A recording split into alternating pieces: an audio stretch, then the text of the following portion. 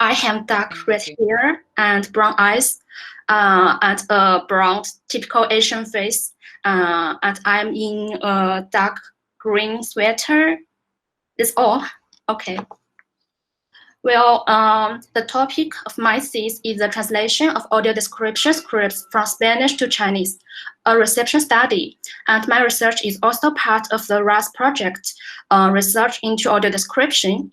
And it's the second year of my PhD study. My supervisors are Sara Rovira Esteba and Elena Garces Tost. So today I will give a short presentation about the general structure of my PhD study. And first of all, I will give you a brief introduction of the current situation of AD in China. Well, AD in China is still at its initial stage.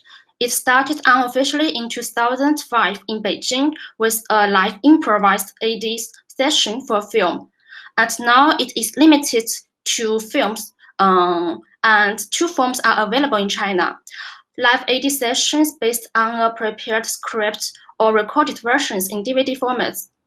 However, different cities, different AD groups do it in their own ways. So there are different AD styles among different AD groups.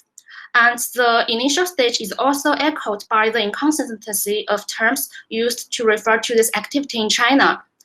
Although some Chinese people also know the term used in the West, audio description, which is translated into Chinese as 口述影像. This literally means narrated images. The commonly used term in China is barrier-free films, which also includes sign language interpretation and subtitles for deaf and hard of hearing. To sum up, AD in China has a volunteer-dependent nature. There are more voice talents than script writers.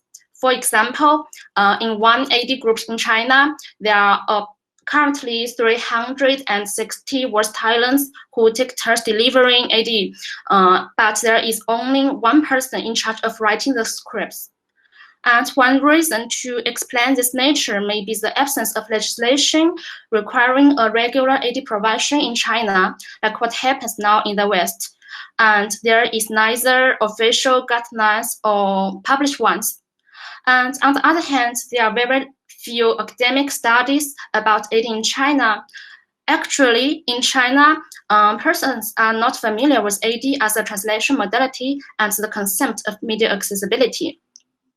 However, on the bright side, nowadays more and more attention is being paid to this activity, and an essential characteristic of AD in China is the appreciation of opinions of persons with sight loss.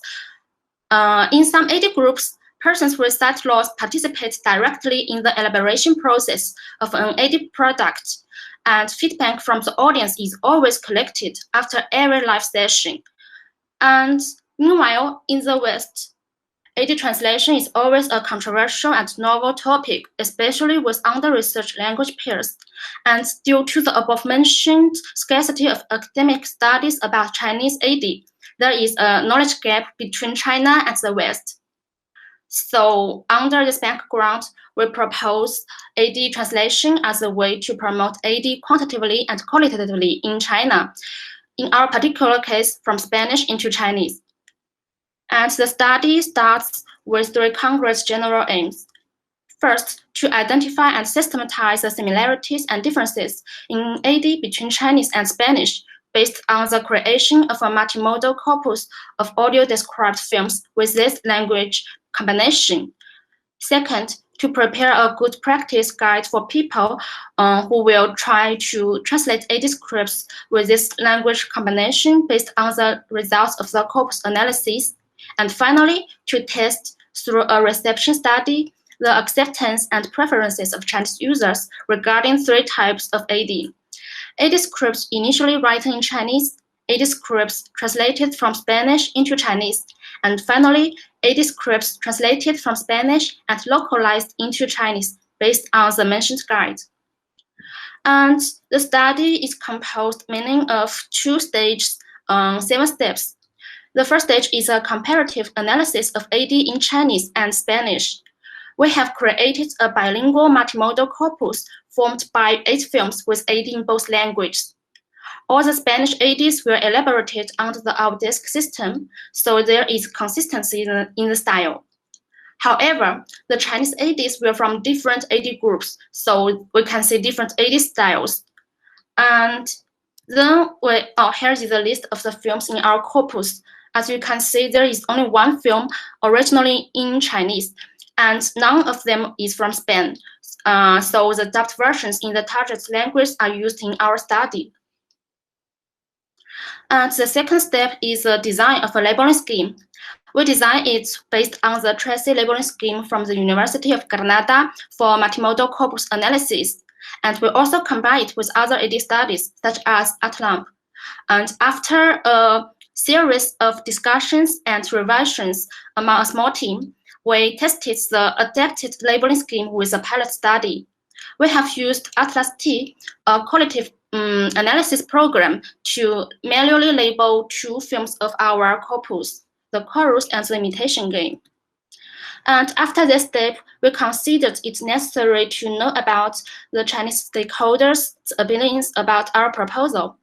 So we have realized 6 semi-structured interviews with 6 Chinese AD providers. 4 of them are from Shanghai, a leading city in AD in China, and 1 is from Wuxi and 1 is from Guangzhou.